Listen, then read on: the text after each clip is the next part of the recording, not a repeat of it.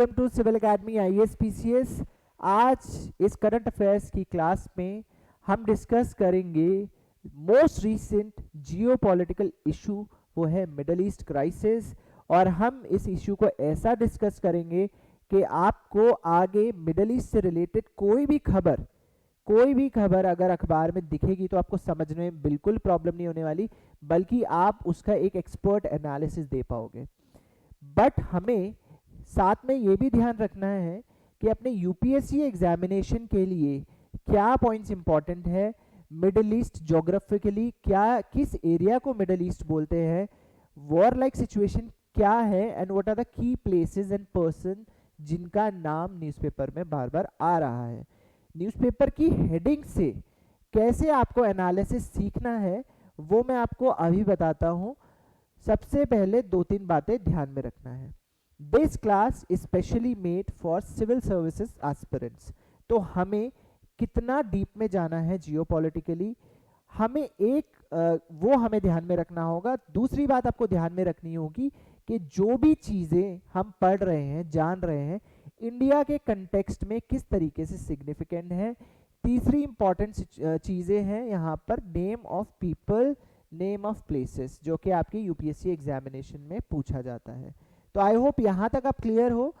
बाकी मैं आपको कुछ न्यूज़पेपर की हेडिंग्स दिखा देता हूँ। ये आपको पता है Middle East has been in news for a couple of years, अभी कपल ऑफ ईयर्स से तो ज़्यादा है, एंड न्यूज़पेपर का हमेशा से पार्ट बना रहता है। Middle East is a very important region. अगर हम ट्रेड पर्सपेक्टिव से बात करें तो पूरी दुनिया जो है मिडल ईस्ट पूरी दुनिया के लिए ज़रूरी है। इस वजह से ये क्राइसिस सिचुएशन को समझना, डिटेल्ड रीजन समझना, की प्लेयर्स का इन्वॉल्वमेंट समझना, लोगों का स्टेक समझना, स्टेक होल्डर्स का जो एक्शन है उसको समझना बहुत ज़रूरी हो जाता है। तो हेडिंग्स पर ध्यान देते हैं। सबसे पहले तो मार्च 6 2024 की ये न्यूज़ है। यहाँ पर लिखा है damage to cables under Red Sea highlights Middle East conflicts in broader threat. जब भी आपसे एग्जाम में अगर मान लो मेंस में क्वेश्चन पूछ लिया जाए analyse the Middle East crisis, मतलब what kind of threat does it pose for India, तो सबसे इंपॉर्टेंट बात याद रखना, किसी भी देश को आज के टाइम पे खत्म करना है तो आप उसकी अर्थव्यवस्था को तोड़ दो। और आज के टाइम पे अर्थव्यवस्था की नींव है इंटरनेट, डिजिटल कनेक्शंस, जिसके तार रेड सी से होते हुए भारत भी आ रहे हैं। तो it becomes a part of our critical infrastructure, जो कि एक थ्रेट है इस क्राइसिस के दौरान। दूसरी हेडिंग को देखो, Israel target sites near Isfan. अब इस सिटी के बारे में हम क्या जानते हैं, तो this kind of news and this kind of headlines, इसमें आपका सबसे पहला एक्शन होना चाहिए, you just locate the city on map. आप विकिपीडिया करो, आप देखो उस सिटी के बारे में। बल्कि पीसीएस एग्जामिनेशन में पिछले सालों में पूछा गया है this city has been in news and where it is located, the countries. For example UPSC में भी ऐसा क्वेश्चन आता है, आपसे पूछा जा सकता है इस्फहान सिटी जो है ये अभी रिसेंटली न्यूज में रही है, ये किस देश का हिस्सा है, लेबनान, जॉर्डन, इजराइल, सीरिया, इस तरह से ऑप्शंस आपके सामने आ जाएंगे। Then US to deploy additional troops in Middle East, एक की इंफॉर्मेशन इस हेडिंग से हमें मिल रही है। यूएस इज अ की स्टेक होल्डर, एक बहुत ही इंपॉर्टेंट प्लेयर है जब अपनी एडिशनल ट्रूप्स, यानी there is a military involvement of United States of America यहाँ पर, ठीक है, और उसको बैलेंस करने के लिए there must be an involvement of Russia. That's quite obvious. I know किसी को जियोपॉलिटिक्स पता ना हो, कुछ ना पता हो, इतना तो जरूर पता है, when there is involvement of USA in any geopolitical situation, to balance out that situation since the cold war era, हमेशा दूसरे साइड पे आपको क्या मिलेगा, रशिया मिलेगा। कोल्ड वॉर एरा में यूएस के अगेंस्ट हमेशा आपको बैलेंसिंग सिचुएशन में कौन मिलता था, यूएसएसआर। तो दोनों का जब प्रेजेंस होता है तो सिचुएशन बैलेंस्ड रहती थी। तो अभी हम इसी सिचुएशन के बारे में अब भी बस बात करते हैं। इस पूरी हेडिंग को पढ़ लीजिए, एमिड rising violence between Israel and Hezbollah. Again आपको फिर पता होना जरूरी है कि इजराइल हिजबुल्लाह ये कॉन्फ्लिक्ट क्या है। तो ये सब सारी चीज़ें मैं आपको इस वीडियो में इतने अच्छे से समझाऊंगा कि आपको इस तरह की हेडिंग पढ़कर कोई कंफ्यूजन नहीं होगा, सिर्फ हेडिंग पढ़ के आपको पूरा न्यूज़ का जो मतलब है वो समझ में आ जाएगा। Then Israel bars UN secretary general Guterres from entering country. और क्यों? क्योंकि ईरान का missile attack, according to Israel, UN secretary general has failed to condemn the missile attack done by Israel Iran over Israel. जो Iran ने अभी quite recently Israel के ऊपर अपने मिसाइल हमले किए थे, और यूएन में अकॉर्डिंग टू इजराइल ऐसा कहता है कि यूएन में उसको कंडेम नहीं किया गया। तो हमारे लिए एक और बहुत इंपॉर्टेंट मेंस का क्वेश्चन बन सकता है, क्या आज के समय पर जियोपॉलिटिकल सिचुएशंस को संभालने में, जियोपॉलिटिकल क्राइसिस को संभालने में यूनाइटेड नेशंस की क्या भूमिका है? जैसा कि आपको पता होगा, कई बार न्यूज चैनल्स में आपने देखा होगा वर्ल्ड वॉर 3 होने वाली है, कई यूट्यूब चैनल्स पे आपने देखा होगा वर्ल्ड वॉर 3 होने वाली है। बट आपको पता है वर्ल्ड वॉर होती क्या है? जब एक से ज्यादा बड़े देश, बड़ी अर्थव्यवस्था किसी ना किसी तरह आपस में एक दूसरे के साथ गठबंधन बनाते हैं, और वो गठबंधन किस चीज के लिए बनता है? वॉर के लिए, लड़ाई के लिए। और उस लड़ाई का असर पूरे विश्व पर होता है, ग्लोबल उसका इम्पैक्ट होता है। ऐसे सिचुएशन को हम टर्म कर सकते हैं वर्ल्ड वॉर। जब वर्ल्ड वॉर 1 हुई थी, उसके बाद ताकि दोबारा ऐसी कोई सिचुएशन ना हो, बना था league of Nations. But league of nation world war 2 को नहीं रोक पाया, इस वजह से हम लीग ऑफ नेशंस को एक फेलियर कंसिडर करते हैं। अब अगर वर्ल्ड वॉर 2 के बाद बनाई गई बॉडी यूनाइटेड नेशंस को भी इसीलिए बनाया था ताकि वर्ल्ड वॉर 2 और 1 जैसी सिचुएशन दोबारा ना आए। अब अगर इस तरह की सिचुएशन पैदा हो जाती है जिसको हम वर्ल्ड वॉर 3 का नाम दे दें, तो यूनाइटेड नेशंस भी एक फेलियर साबित हो जाएगा। तो करंट कंटेक्स्ट में यूनाइटेड नेशन की क्या कमियां हैं, यूनाइटेड नेशन में क्या रिफॉर्म्स होने चाहिए, ये सब आपके सिलेबस और एग्जामिनेशन का बहुत इंपॉर्टेंट पार्ट है। And I am telling you, ये आपके पेपर में जरूर इस तरह का क्वेश्चन आ सकता है। ठीक है, तो हमें ये सारी चीजें हमेशा ध्यान में रखनी है। फिर market falls, foreign fund outflows. Obviously जब भी कोई ज्योग्राफिकल रीजन, जब भी कोई रीजन, कोई नेशन इस तरह के क्राइसिस में होता है जहां पर पॉलिटिकल एडमिनिस्ट्रेटिव ऑर्डर जो है वो फेल होता दिखाई देता है, तो सबको संभालने वाला तो पॉलिटिकल एडमिनिस्ट्रेटिव ऑर्डर होता है। जब वही फेल हो जाता है तो इकोनॉमीज में इन्वेस्टमेंट जो है उसका कोई मतलब नहीं बनता। तो जो जितना भी निवेश है वो आपके देश को छोड़ के चला जाता है। मिडल ईस्ट में भी यही सिचुएशन देखने को मिल रही है। मिडल ईस्ट में से जब निवेश भागेगा तो वहां पर अर्थव्यवस्थाओं का नुकसान होगा, इकोनॉमीज जो है वो स्पॉइल हो जाएंगी, जिसके वजह से तेल के प्राइसेस पर इम्पैक्ट आएगा। और वो इम्पैक्ट सीधे तौर पर भारत जैसे विकासशील देश यानी developing countries like India will feel the impact. India is more than 80% dependent on it. India में 80% जो तेल का आयात होता है वो मिडल ईस्ट से होता है। सो इस वजह से इस तरीके से आपको सिग्निफिकेंसेस का जो साइकिल है, कैसे एक चीज दूसरे से लिंक्ड है, वो निकाल के अपने पेपर पे फ्लो चार्ट्स बनाने हैं। और अब हम मेन इशू पे आते हैं जिसके वजह से आज हम ये क्लास रिकॉर्ड कर रहे हैं। The most recent news, the fall of Assad government, the fall of president Assad. So Syria के president Bashar al Assad was in power since year 2000 and finally Assad regime has fallen. अब असद जो है उन्हें Syria को छोड़कर, अपना देश छोड़कर उन्हें जाना पड़ा। क्या रीजंस थे?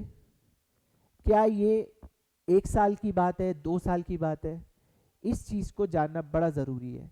Who supported the Assad regime and who supported the rebel and protesters, जो कि आज सीरिया पे कंट्रोल बनाए बैठे हैं, ये जानना हमारे लिए ज़रूरी है।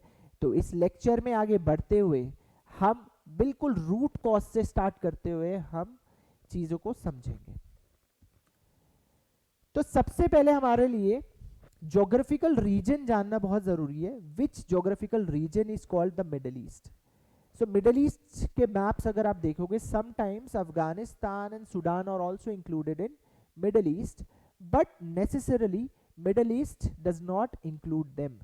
उसको बोलते हैं हम एक्सटेंडेड मिडल ईस्ट, जहां पर मिडल ईस्ट में हो रही चीज़ों का असर सीधे तौर पर दिखाई देता है। तो मिडल ईस्ट का मैप हम लोग अभी देखेंगे। Middle East comprises mainly of Israel, Egypt, Lebanon, Syria, Iraq, Jordan, Turkey, Saudi Arabia, Yemen, Oman, UAE, Qatar, Bahrain, Kuwait, Iran, Afghanistan and the Palestinian region that lies inside Israel. Okay, तो ये जो पूरा region है ये है हमारा Middle East. Extended Middle East में Libya, Sudan are there and Afghanistan is there. Okay, so I hope आपको ज्योग्राफिकली मिडल ईस्ट समझ में आ गया होगा। दूसरी चीज जो हमें देखनी है, मिडल ईस्ट की लोकेशन। मिडल ईस्ट पूरी दुनिया के लिए इतना ज्यादा जरूरी कैसे है? मिडल ईस्ट वो एरिया है जो कि एंशिएंट ट्रेड रूट रहा है। Arabs controlled the economy of the world middle East में, जब तक पोर्तुगीज यूरोपियंस का आगमन भारत में नहीं हुआ। उससे पहले अरब्स जो थे इस रीजन को एक कनेक्टिंग पॉइंट की तरह यूज करते थे। यहाँ का जितना भी सामान है यहाँ के लोगों के साथ, एशिया के साथ, साउथ ईस्ट एशिया के साथ ट्रेड करते थे, उसको कहाँ पहुंचाते थे? यूरोप में। सो ये एंशिएंट इंपॉर्टेंट ट्रेड रूट है जो कि हमेशा से अरब की प्रोस्पेरिटी के लिए, अरब वर्ल्ड की प्रोस्पेरिटी के लिए बहुत ज़रूरी रहा है। आज के कंटेक्स्ट में अगर मैं बात करूं तो यहाँ पर हमें देखने को मिलता है रेड सी, इसके आगे सुएज कैनाल, जो कि दुनिया में एक बहुत इंपॉर्टेंट, सबसे बिजिएस्ट ट्रेड रूट है। और ऐसी क्राइसिस सिचुएशन में ये एक चोक पॉइंट बन जाता है। यानी अगर ये इंपॉर्टेंट ट्रेड रूट चोक हो गया तो पूरी दुनिया पर इसका इम्पैक्ट देखने को मिलेगा, इंक्लूडिंग इंडिया। दूसरा इंपॉर्टेंट एरिया है ये पर्शियन गल्फ वाला एरिया। ये पर्शियन गल्फ वाला area, this becomes another important choke point Bharat के लिए भी। भारत भी इस एरिया को यूज करता है। तो ये दो इंपॉर्टेंट चोक पॉइंट्स तो पूरी दुनिया के लिए है ही, दुनिया में काफी इंपॉर्टेंट चोक पॉइंट्स है। बट अगर प्रायोरिटी बेसिस पे मैं बताऊं दुनिया के सबसे इंपॉर्टेंट चोक पॉइंट्स के बारे में मैं आपको बता रहा हूं। भारत के लिए तीसरा इंपॉर्टेंट चोक पॉइंट है स्ट्रेट ऑफ मलाक्का। आप अपने मैप्स में स्ट्रेट ऑफ मलाक्का को जरूर लोकेट करिएगा। मिडिल ईस्ट को ज्योग्राफिकली तो हमने जान लिया, अब मिडिल ईस्ट का हिस्टोरिकल कंटेक्स्ट जानने की बारी है। तो मिडिल ईस्ट की कहानी शुरू तो बहुत पहले से होती है, बट अभी जो चीजें चल रही हैं, अभी जो नई स्टेट्स क्रिएट हुई है, उसको हम लोग मैप कर सकते हैं, उसको हम लोग लिंक कर सकते हैं the fall of great Ottoman empire. तो अभी का जो मॉडर्न मिडिल ईस्ट है वो जिस शेप में है वो वर्ल्ड वॉर 1 के बाद जब ऑटोमन एम्पायर का कोलैप्स हुआ और ब्रिटेन और फ्रांस जो कि की फोर्सेस थे उन्होंने मिडिल ईस्ट रीजन को अपने आपस में बांट लिया। ठीक है, it was an era of colonialism. ये एरा था, ये जमाना था उपनिवेशवाद का। यहाँ पर यूरोपियन पावर्स अपने आप ही आपस में जो भी टेरिटरी थी उसको डिवाइड कर लेते थे। टेरिटरी के डिवाइड करने का जो बेसिस है वो नेशनैलिटी नहीं होती थी। यहाँ वो टाइम चल रहा है, यहाँ पर इसी समय में मोनार्कीज भी एग्जिस्ट करती थी, डेमोक्रेसीज एग्जिस्ट नहीं करती थी उतनी। नेशनैलिटीज अभी बनना शुरू हुई थी। यूरोप में nationalities ethnic and linguistic basis पे बनी थी, बट मिडिल ईस्ट में जो डिवीजन चल रहा था वो किसी और की आइडियोलॉजी पे आधारित था, वो किसी और की सोच थी, वो मिडिल ईस्ट की सोच नहीं थी, जो सबसे पहला कारण है। तो ऑटोमन एम्पायर के अंदर ये सारी चीज़ें एक साथ थी, एक और बात याद रखना आप, नेशनैलिटी और empire, nation states and empire. Empires जो हैं वो पावर से जुड़ते हैं, यानी एम्पायर में अलग अलग ट्राइब्स, अलग अलग एथनिसिटी के लोग, अलग अलग रिलीजियस सेंटिमेंट्स के लोग, अलग अलग लैंग्वेजेस के लोग एक साथ एग्जिस्ट कर सकते हैं। बट जब in the start of 20th century nationalities का कॉन्सेप्ट आया, तब ये डिवीजन और ज़्यादा बहुत ज़्यादा डिटेल में होने लग गया। For example countries were started, countries बनना शुरू होगी on the basis of language, on the basis of nationality.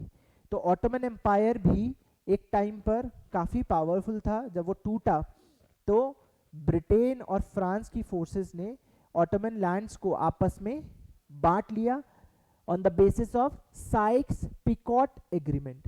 You must remember this Sykes-Picot Agreement 1916, जिसके वजह से आज जिस रूप में आप इराक को देखते हो, सीरिया को देखते हो, पैलेस्टीन को देखते हो, वो क्रिएट हुआ। यहाँ पर देखने वाली बात है, अभी तक इजराइल का यहाँ पर कोई नामो निशान नहीं है। अब इस पार्टीशन में जैसा मैंने बताया, मिडल ईस्ट की तो कोई मर्जी ही नहीं थी, मिडल ईस्ट का कोई कहना सुनना था ही नहीं। ये यूरोपियन पावर्स ने आपस में अपने मन मुताबिक अपनी इंटरेस्ट के हिसाब से उन्होंने डिवीजन क्रिएट कर दिया। यहाँ पर कोई ethnic, tribal, religious divisions follow नहीं किए गए, ना तो उन्होंने उसको एक स्टेक होल्डर की तरह पूछना चाहा, या कभी उनको इम्पोर्टेंट समझ के, या ये चीज़ों के, इन चीज़ों के ऊपर बिल्कुल भी ध्यान नहीं दिया गया। यही रीज़न था जिसके वजह से बाद में कॉन्फ्लिक्ट्स अराइज हुए। So this was the reason after the breaking of Ottoman empire.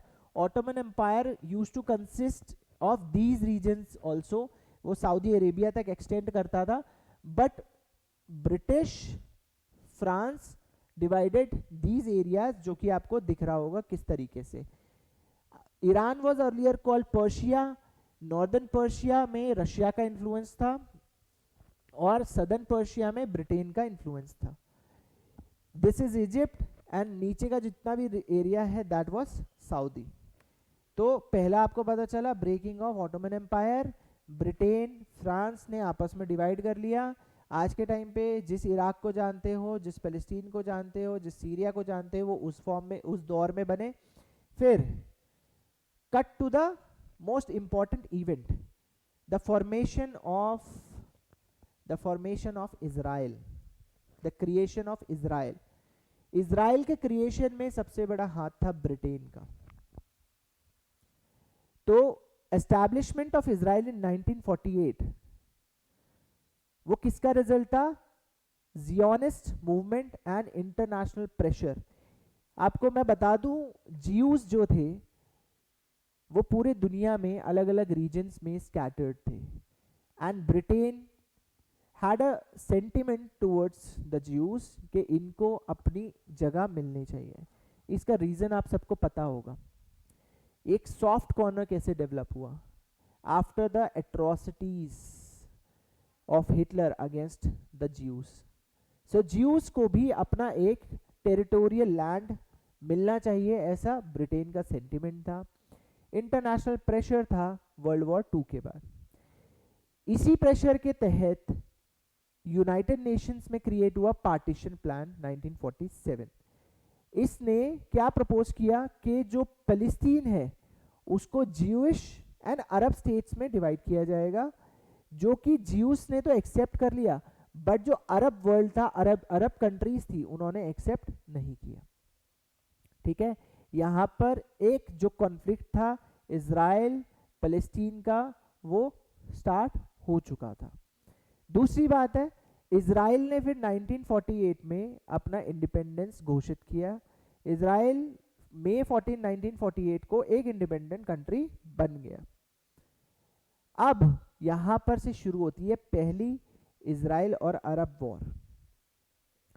इस रीजन के, इजराइल के जो पड़ोसी देश थे जैसे कि Egypt, Jordan, Iraq, Syria, Lebanon, इन्होंने इन्वेड किया in Israeli areas and it led to a war.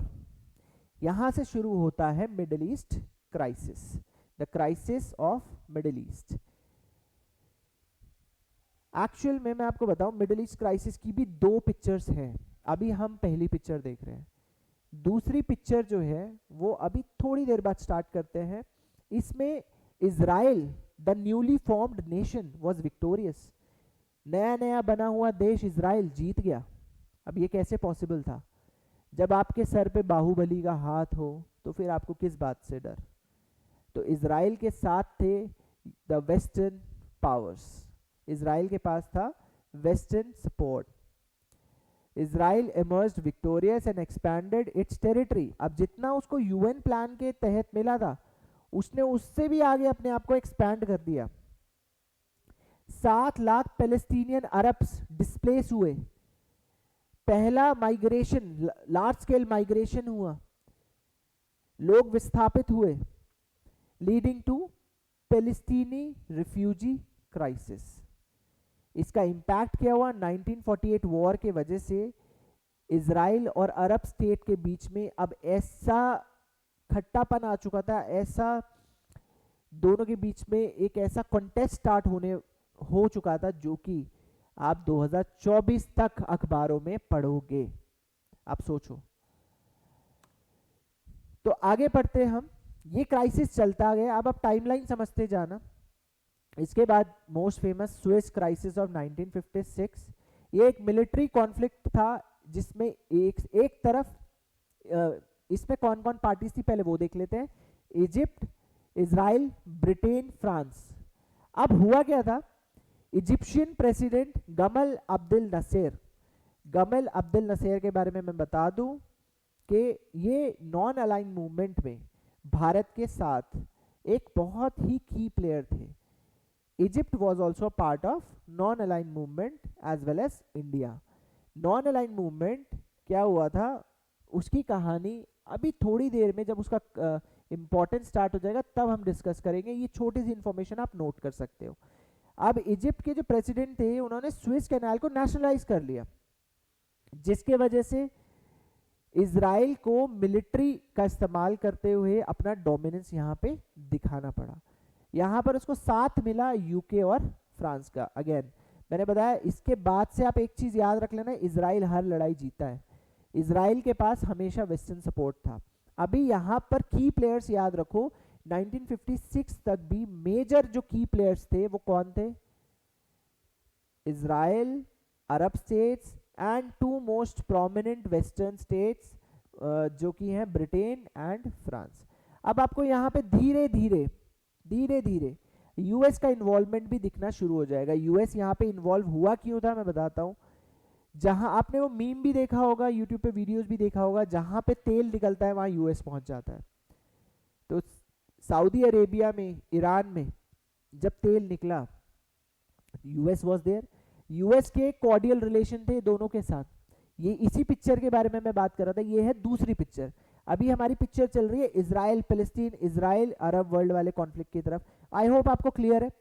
तो जब ऑटोमन एम्पायर बना तो कोई इजराइल नहीं था, Palestine was there, Syria was there, और ब्रिटेन और फ्रांस ने अपने हिसाब से चीजें बांटी, जिसमें एथनिक, रिलीजियस, कोई लिंग्विस्टिक सेंटिमेंट कुछ नहीं था। अपने मतलब के हिसाब से उन्होंने चीजों को बांट लिया। फिर वर्ल्ड वॉर 2 के बाद एक ख्याल आया कि यार ज्यूस के साथ तो बहुत बुरा हुआ है, juice must have their own country. तो उस ख्याल के तहत यूएन में पार्टीशन प्लान आया और बना इजराइल। यहां तक चीजें क्लियर होनी चाहिए। इजराइल बना। अब इजराइल का बनना जो था, एक देश को स्थापित करना जो था, वो बिल्कुल पसंद नहीं आया किसे? अरब कंट्रीज को। अब ये अरब कंट्रीज यूनाइट होके भी लड़ रही हैं तो फिर भी नहीं जीत पा रही हैं। क्यों? इजराइल के पास था बाहुबली का साथ। उस टाइम पे बाहुबली कौन थे? ब्रिटेन, फ्रांस जैसे देश। ठीक है, तो यहां तक तो हम पहुंच गए। यही क्राइसिस बार बार रिपीट होगा स्विस क्राइसिस के रूप में। ठीक है, अब हाँ, एक चीज तो आपको पता होनी चाहिए। चलो, इस दौरान इंडिया किसे सपोर्ट करता था? आज के टाइम पे आप देख रहे होगे कि न्यूज में, यूट्यूब पर, सोशल मीडिया पे कुछ और चल रहा है। ठीक है, सोशल मीडिया पे लोग दो फैक्शंस में बट चुके हैं, पैलेस्टीन, इजराइल। एंड हम लोग थोड़ा सा डिसइल्यूजन हो जाते हैं कि भारत का एक्चुअल स्टैंड क्या है। तो आप अगर भारत की, आप यूपीएससी स्टूडेंट्स हैं, आप सिविल सर्विसेज के स्टूडेंट्स हैं, तो आपको याद रखना what ever the stand of government, जो भी स्टैंड गवर्नमेंट का है वो आपको पता ज़रूर होना चाहिए। ठीक है, आप उस सोशल मीडिया के जो भी चल रहा है उससे बिल्कुल भी डिसइल्यूजन नहीं होंगे। ठीक है, तो गवर्नमेंट का स्टैंड इस टाइम पर था, इस टाइम पर था two state solution. Indian government supported a two state solution, ये चीज याद रखना। अब स्विस क्राइसिस होने के बाद ये वो पॉइंट है जहां पर ब्रिटिश और फ्रेंच इन्फ्लुएंस, जो इनका दबदबा था इस रीजन में, अभी तक आप इन्वॉल्वमेंट देख रहे हो, वो कम हुआ। और यहाँ पर पहली बार अब दबदबा, देखो रिलेशनशिप्स तो यूएस पहले से ही अरब वर्ल्ड के साथ बनाना चालू कर चुका था, बट वहाँ पर उसका इकोनॉमिक इंटरेस्ट था, उसको ऑयल रिसोर्सेज जो थे उसको थोड़ा एक्सप्लॉइट करना था, उसको भी रिसोर्सेज चाहिए थे। यहाँ पे यूएस में भी इंडस्ट्रियलाइजेशन अपना चल रहा था, अपनी चरम सीमा पर था, तो उसको लगातार एनर्जी की रिक्वायरमेंट थी, तो उसको एक कॉर्डियल रिलेशन चाहिए थे ऐसे देश के साथ जो उसको लगातार पेट्रोलियम गैस और तेल प्रोवाइड करा सके। तो यहाँ पर दो बड़े पावर्स यूएस और सोवियत का इन्वॉल्वमेंट हुआ। अब यहाँ पे स्टार्ट होती है दूसरी पिक्चर। ये तो आपने पहली पिक्चर देखी एग्जिस्टेंस, सर्वाइवल, यानी अपनी अस्तित्व की लड़ाई। दूसरी है अपने प्रभाव, अपनी सोच, आइडियोलॉजी की लड़ाई। तो ये वो दौर है, इस दौर में एक लड़ाई थी आइडियोलॉजी की, कम्युनिस्ट वर्सेस कैपिटलिस्ट। ये लड़ाई में आपको पता होगा कैपिटलिस्ट के जो प्रोपोनेंट थे वो European countries and US was the leader, and जो कम्युनिस्ट पूरा जो आइडियोलॉजी थी उसको कौन साथ में अपने सामने कौन लेके आता था, अपने साथ कौन लेके आता था, यूएसएसआर। ठीक है, तो ये जो आइडियोलॉजी की लड़ाई थी इसने दो बड़े पावर्स को, दो मेजर पावर्स को आमने सामने डायरेक्ट कन्फ्रंटेशन में तो नहीं आने दिया। इनका कन्फ्रंटेशन होता था इनडायरेक्ट, और इस पीरियड को हम बोलते हैं कोल्ड वॉर पीरियड। यानी यूएस जिसे सपोर्ट करेगा, सोवियत उसके दूसरी पार्टी को सपोर्ट करेगा। ठीक है, तो ये पीरियड था कोल्ड वॉर पीरियड, और उसमें मिडिल ईस्ट में यूएस एंड सोवियत का इन्वॉल्वमेंट हो चुका था। अब यहाँ पे दूसरी पिक्चर में एक और एलिमेंट ऐड होने वाला है, सऊदी और ईरान का एंगल, जो कि हमारे लिए जानना बहुत जरूरी है। यहाँ पर एक लड़ाई एक और चल रही थी, इस्लाम के अंदर दो सबसेक्ट्स थे, शिया एंड सुन्नी, शिया और सुन्नी की लड़ाई। तो जो ईरान है वो शिया का प्रोपोनेंट था एंड सऊदी सुन्नी। तो ये जो आइडियोलॉजी की लड़ाई थी ये आज के टाइम में इसने एक बहुत ही भयानक रूप ले लिया है, इसको भी समझेंगे हम। तो आपको तीन चार चीज़ें समझ में आई होंगी। इजराइल पैलेस्टीन का हम डिस्कस कर चुके। यहाँ पे दूसरी पिक्चर मैंने बताई आइडियोलॉजीज। दुनिया भर में चाहे वो कोरियन वॉर हो, वियतनाम वॉर हो, वहाँ पर दो आइडियोलॉजीज के बीच में लड़ाई थी, और वहाँ पर यूएस और सोवियत का इनडायरेक्ट इन्वॉल्वमेंट था। Korean war, Vietnam war, Cuban crisis और मिडल ईस्ट का क्राइसिस। ठीक है, तो यहाँ पर की स्टेक होल्डर्स कौन हो चुके हैं हम, यूएस और यूएसएसआर। अब आते हैं हम cut to the 6 day war. 1967 में एक कॉन्फ्लिक्ट हुआ इजराइल के बीच में। कॉन्फ्लिक्ट ज़्यादा लंबा नहीं था, छोटा सा कॉन्फ्लिक्ट था इजराइल और अपने पड़ोसियों के बीच में, इजिप्ट, जॉर्डन और सीरिया। तो सबसे पहले इजराइल ने एक स्ट्राइक लॉन्च की जिसमें इजिप्ट, जॉर्डन और सीरिया को हरा दिया। इजराइल ने अब अपना जो एरिया था वो और एक्सपैंड किया। आपने देखा होगा कि जो स्विस कैनाल का जो रास्ता जा रहा है वो Sinai peninsula, this triangular piece of land is called Sinai peninsula, जो कि एक इजिप्शियन टेरिटरी है, जिसके बारे में हम लोग पढ़ भी रहे थे कि जो प्रेसिडेंट नासेर थे उन्होंने इस रूट को नेशनलाइज कर लिया था। तो इस एरिया पर इजराइल ने अपना कब्जा स्थापित कर लिया। इजराइल ने अब सिनाई पेनिनसुला को कैप्चर कर लिया। वेस्ट बैंक ईस्ट जेरूसलम और गोलन हाइट्स को भी कैप्चर कर लिया, जो कि बाद आज तक मेजर पॉइंट ऑफ कंटेंशंस बने। हालांकि बाद में इजराइल ने इजिप्ट को सिनाई पेनिनसुला तो दे दिया, but West Bank, east Jerusalem और गोलन हाइट्स पर कॉन्फ्लिक्ट आज तक देखने को मिला हमें। ठीक है, तो इस वॉर का इम्पैक्ट क्या था कि ज्योग्राफी जो थी मिडिल ईस्ट की उसको थोड़ा सा रीशेप किया, और टेरिटोरियल डिस्प्यूट्स जो थे वो अनसॉल्व्ड ही रहे। इसके वजह से क्या हुआ, इजराइल और अरब के जो हॉस्टिलिटीज थी, एक दूसरे के लिए जो घर्षण था, वो कम नहीं हुआ बल्कि और बढ़ गया। ठीक है, स्पेसिफिकली जेरूसलम। अब मैं आपको एक और बात बता दूं, यहां पर आता है एक रिलीजियस एंगल भी। जेरूसलम एक होली साइट है तीनों अब्राहमिक रिलीजन्स के लिए। एक है ज्यूस, दूसरा है इस्लाम, तीसरा है क्रिश्चियनिटी। तो यहां पर एक ये एंगल भी था। तीसरा, इसके बाद एक और वॉर होती है योम किपुर वॉर 1973। यहां पर इजिप्ट और सीरिया ने मिलकर एक सरप्राइज अटैक लॉन्च किया इजराइल के खिलाफ। एक ज्यूइश होली डे होता है, उस होली डे का नाम है योम किपुर। क्योंकि ये इस दिन पर अटैक किया गया था, इसलिए इसको बोलते हैं द योम किपुर वॉर। इनिशियली अरब फोर्सेस को सक्सेस देखने को मिली, बट इजराइल के पास क्या था, बाहुबली का हाथ। आपको पता ही है, मैंने बताया आपको, इजराइल ने इसके बाद से लगातार सारी वॉर्स जीती है। तो इजराइल काउंटर अटैक में क्या हुआ, अटैकर्स को रिपेल तो किया, बट दोनों साइड्स पर हैवी कैजुअलिटीज देखने को मिली।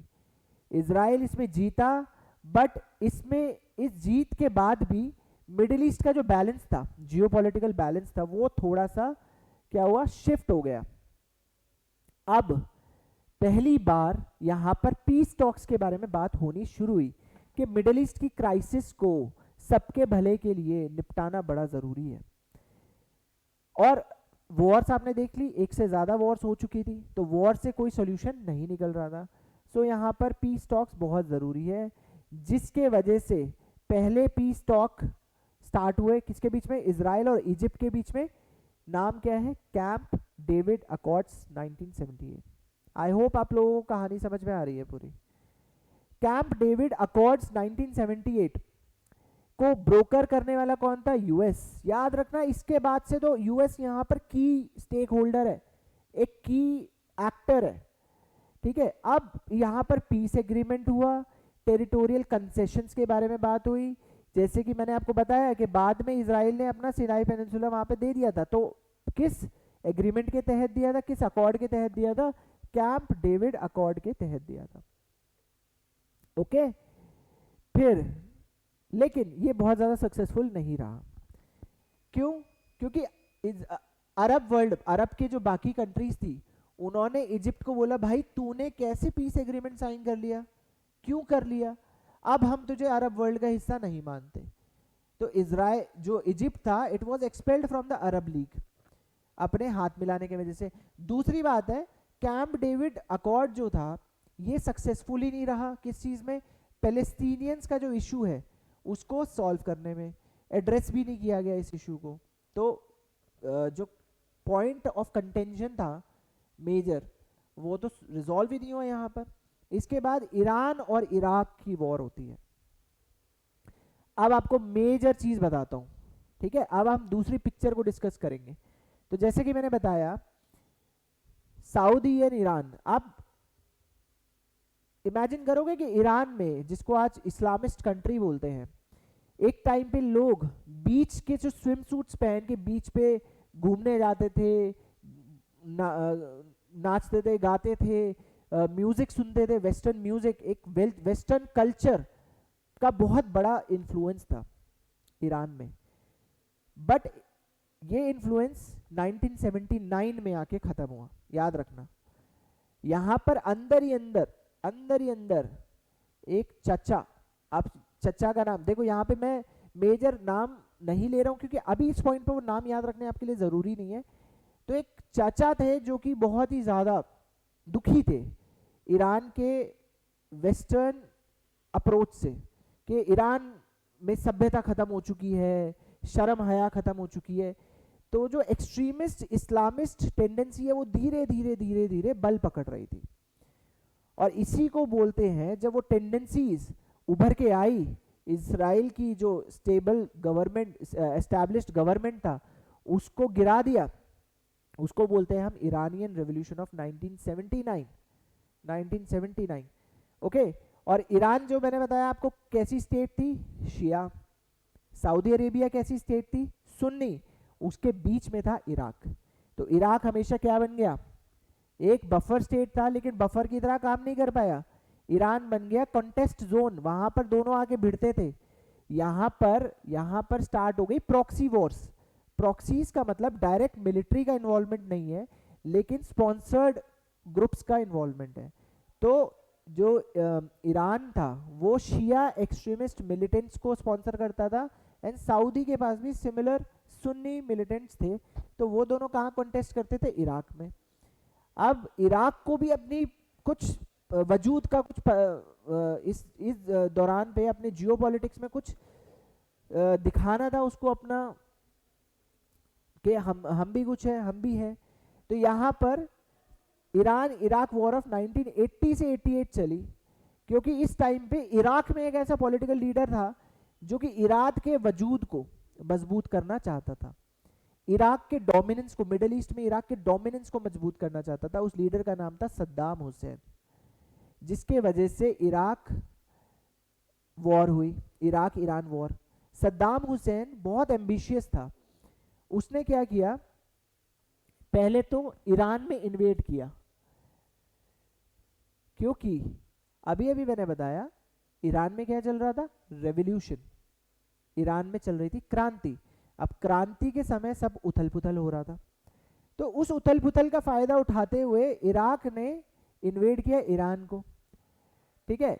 और इस वॉर में हेवी कैजुअलिटीज हुई, बिकॉज ईरान और इराक ने ब्रूटल ट्रेंच वॉरफेयर किया, बहुत बहुत ब्रूटल वॉरफेयर, जिसमें केमिकल वेपन्स का भी इस्तेमाल हुआ, ठीक है। अब देखो यहाँ पर मिडिल ईस्ट क्राइसिस जो है वो बढ़ता ही दिख रहा है आपको, कम होता तो दिख नहीं रहा है। यहाँ पे नए नए प्लेयर्स के आपको नए कॉन्फ्लिक्ट सामने आ रहे हैं आपके सामने, ठीक है। अब इराक का ये जो दौर था, ये दौर चल चुका था। ये दौर तभी खत्म हुआ जब सद्दाम हुसैन की सरकार को हटाया गया, और उसमें सबसे बड़ा प्लेयर कौन था, यूनाइटेड स्टेट्स ऑफ अमेरिका। तो इसके बाद गल्फ वॉर हुई, मैंने बताया सद्दाम हुसैन था। तो सद्दाम हुसैन के लीडरशिप में इराक इन्वेडेड कुवैत इन 1990, जिसके वजह से यूएस के साथ मिलके, यूएस लेड कोलिशन को बीच में आना पड़ा। तो यहाँ पर अब याद रख लो कि जब भी मिडिल ईस्ट में कोई क्राइसिस हो रहा था तो कौन था, यूएस वाज अ की प्लेयर। और आज के टाइम पे भी कौन है की प्लेयर, अभी अभी हमने हेडलाइंस पढ़ी यूएस ट्रूप्स के बारे में क्लास स्टार्ट करने से पहले, तो आज के टाइम पे भी की प्लेयर कौन है, US. Operation Desert Storm launch किया गया, जिसमें यूएस, सऊदी, अब हमें एलाइज के बारे में समझना है। मैंने बताया यूएस के रिलेशनशिप शुरुआती दौर पे उसने सऊदी के साथ भी बनाने की कोशिश की जो कि आज तक मेंटेन्ड है। उसके साथ साथ ईरान के साथ भी कोशिश की, जो कि ईरानियन रेवोल्यूशन के बाद हमेशा के लिए खत्म हो चुके थे।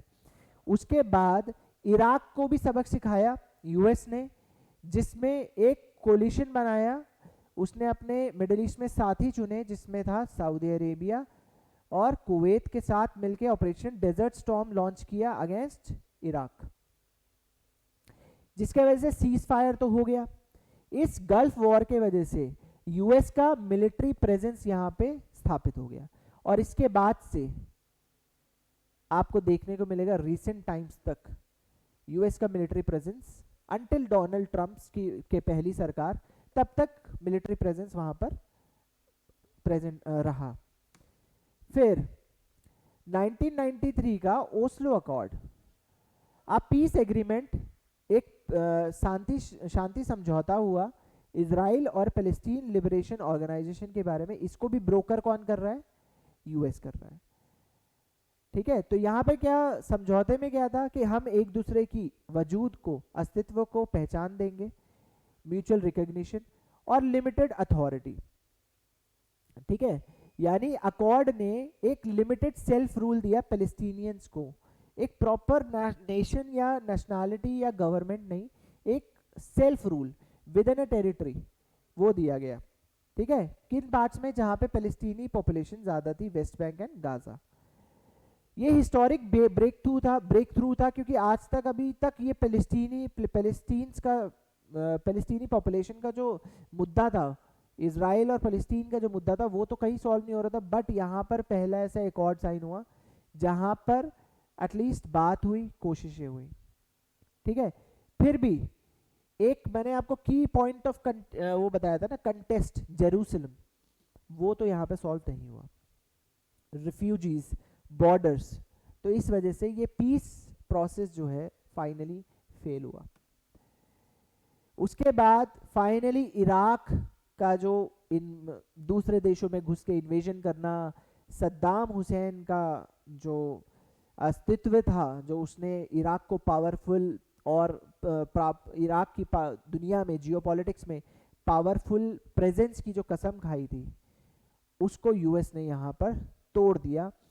तो उस टाइम पर यूएस के प्रेसिडेंट थे जॉर्ज डब्ल्यू बुश, इन्होंने बोला कि हम वेपन ऑफ मास डिस्ट्रक्शन इस्तेमाल करेंगे, और सद्दाम हुसैन के जो टाइज थे टेररिज्म के साथ, उन्होंने बोला सद्दाम हुसैन तुम टेररिज्म फैला रहे हो, तुम टेररिज्म फैला रहे हो, ये किसी एक नेशन के एक्शंस नहीं है, you are with the terrorist. और सद्दाम हुसैन को गिल्टी माना और सद्दाम हुसैन की सरकार गिरा दी गई।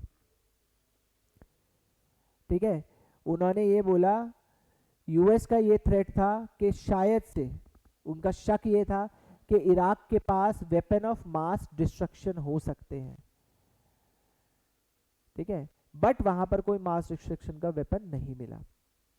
ठीक है, ये याद रखना। अब यहाँ पर सेक्टेरियन वायलेंस तो हो ही रहा था, शिया सुन्नी, आपको मैंने बताया था। अब आएंगे हम सीरिया की कहानी पर। सीरिया की कहानी समझने के लिए अरब स्प्रिंग समझना जरूरी है। अरब स्प्रिंग अपने आप में एक बहुत ही यूनिक रेवोल्यूशन था।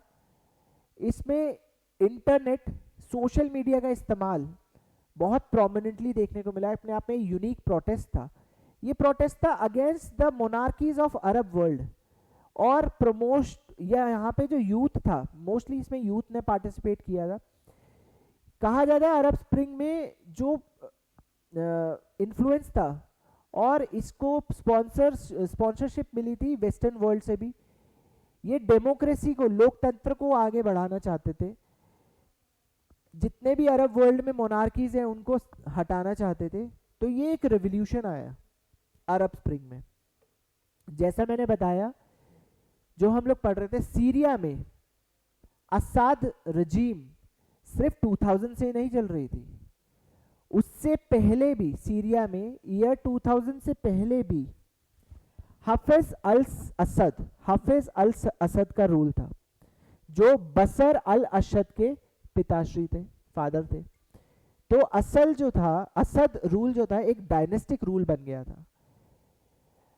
अरब स्प्रिंग का जो की एरिया, मतलब 2011 से लेकर अरब स्प्रिंग के वजह से सीरिया में सिविल वॉर हुई, गृह युद्ध, और वो अभी तक चलता रहा। अभी सीरिया में जो प्रोटेस्टर्स और रिफ्यूजीज थे, प्रोटेस्टर्स और रिबेल ग्रुप्स जो थे, वो प्रोटेस्ट किस लिए कर रहे थे? अगेंस्ट द गवर्नमेंट, जो कि उनको डिक्टेटर लगती थी। तो ऑब्वियसली आपको पता होगा, जब डेमोक्रेसी और इनको एस्टैब्लिशमेंट करने की बात आती है तो उस साइड पे कौन होगा? रिबेल ग्रुप्स और प्रोटेस्टर्स के साथ कौन होगा? USA. And the other side was obviously supported by Russia, यानी असद गवर्नमेंट को कौन सपोर्ट कर रहा था? Russia and Iran. अभी करंट सिनेरियो ये है कि ईरान का जो इन्वॉल्वमेंट था वो पहले से ही इजराइल के साथ एंगेजमेंट चल रहा था। ठीक है, हिजबुल्ला भी एक शिया ग्रुप है, जिसको हम लोगों ने पहले पढ़ा था, शिया मिलिटेंट ग्रुप है, जिसको कौन स्पॉन्सर करता है? ईरान। फिर आप लोगों ने हूथी रिबल्स के बारे में सुना होगा, यमन बेस्ड ग्रुप है, उसको भी कौन स्पॉन्सर करता है? ईरान, ये भी शिया है। ठीक है, तो आपको ये चीजें पता होनी चाहिए। ठीक है, हिजबुल्ला की न्यूज आपने लेबनान में भी सुनी होगी। ठीक है, तो ये अभी हम लोग सीरिया के कंटेक्स्ट में बात कर लेते हैं। तो फाइनली आप लोगों को समझ में आ गया होगा यहाँ पर सीरिया में क्या इन्वॉल्वमेंट चल रहा है, कौन से की प्लेयर्स और कौन से पॉलिटिकल एक्टर्स किस हिसाब से काम कर रहे हैं।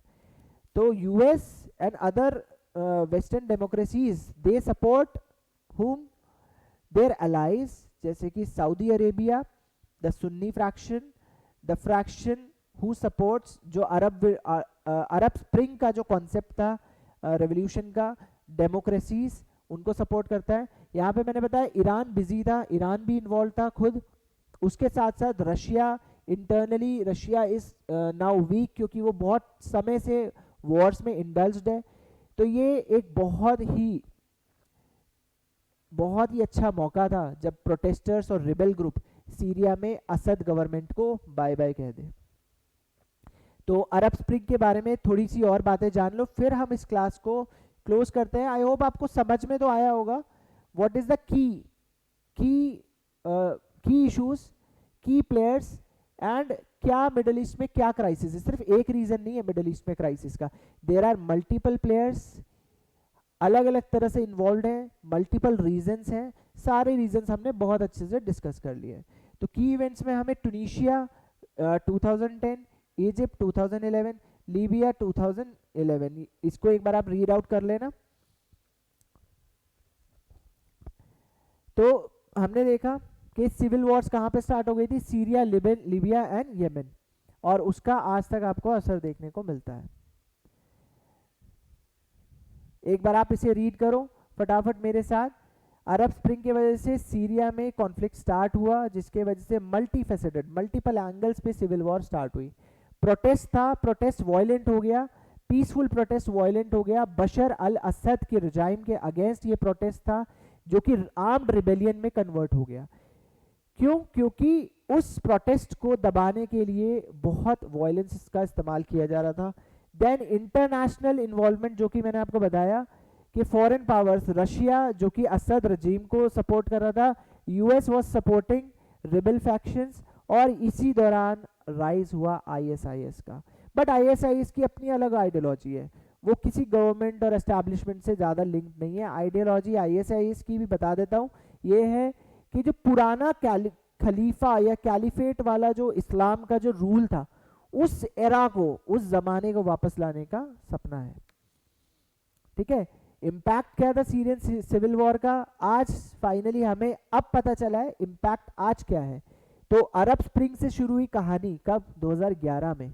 प्रोटेस्ट क्या हुआ? वायलेंट हुआ।